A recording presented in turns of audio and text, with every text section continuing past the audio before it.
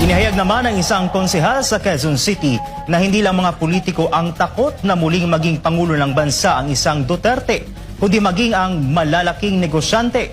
Kung bakit, alamin natin sa report ni Almar Forzuelo.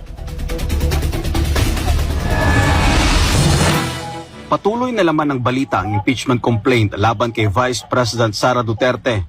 Mula pa noong nakarang taon, ibinuhos na ng Kongreso ang kanilang panahon sa paggawa ng mga hakbang kung paano mapapatalsik ang ikalawang Pangulo sa pwesto at mapigilan itong tumakbo sa darating na halalan.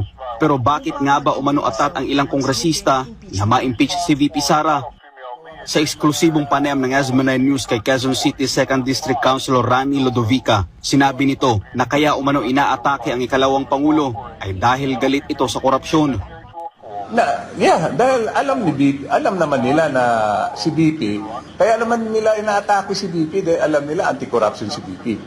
Eh dito naman sa bansa natin, kung ano yung pagtama pinaglalaban mo, ay idadaon ka. Oo. Kaya totoo talaga yung sinasabi ni Nila Luna na ang kalaban ng bansa natin ay yung kapwa Pilipino natin. Paliwanag pa ng konsehal nang makita umano ng ilang kongresista na hindi korap si VP Sara, doon na nila ito inatake at pinaratangan ng iba't ibang issue. Ito yung pinagsimula ng impeachment ni VP Sara. Nung nagsalita si VP Sara being the Secretary ng Department of Education na mayroong mga congressman na nag-insert ng pondo doon sa DepEd.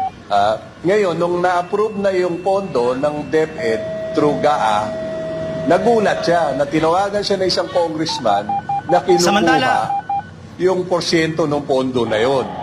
Doon nagsimula yun, kung matatandaan po ninyo. Umalma si VP Sara.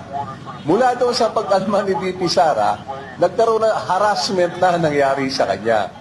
Dagdag pa ni Lodovica, maliban umano sa mga politiko, nasa likod din anya ng impeachment ang mga oligarko o malalaking negosyante sa bansa para sa kanilang sariling interes. Oo, dahil itong mga negosyanteng malaki, nakita nila kung gaano ang politika sa bansa natin, sila na rin ay nagtayo ng kanilang mga political parties.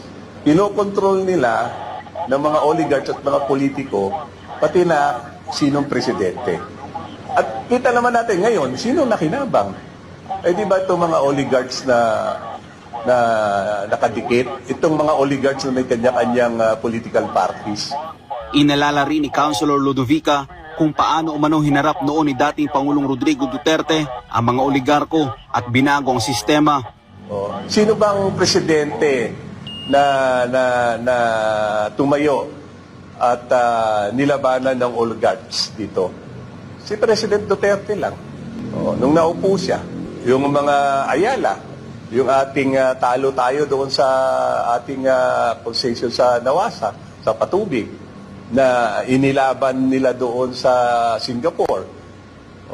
Pero ano sabi ni Presidente? Nanalo sila ron, ha? Ano sabi ni Presidente? Hindi ko babayaran yan. Gusto nyo, kasilahin ko yung concession nyo.